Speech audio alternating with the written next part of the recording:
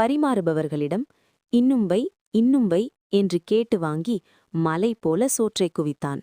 மூச்சு முட்ட சாப்பிட்ட ராமனால் எழுந்திருக்கவே முடியவில்லை. வயிறு பானை போல ஆகிவிட்டது. மெதுவாக நடந்து வந்து வழியிலிருந்த ஒரு பெரிய ஆலமரத்தின் நிழலில் படுத்தான்.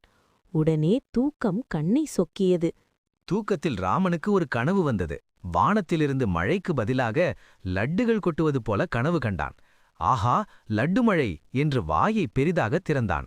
அப்போது மரத்தின் மேலிருந்த ஒரு குரங்கு சாப்பிட்டுக் கொண்டிருந்த மாம்பழக் கொட்டையை தூக்கி போட்டது. அது நேராக திறந்திருந்த ராமன் வாய்க்குள் விழுந்தது.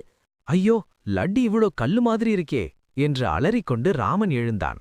வாயிலிருந்த கொட்டையை துப்பினான். மரத்தின் மேல் குரங்கு சிரிப்பதை பார்த்து அவனும் அசட்டு சிரிப்பு சிரித்தான்.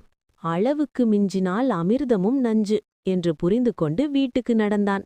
இந்த கதை உங்களுக்கு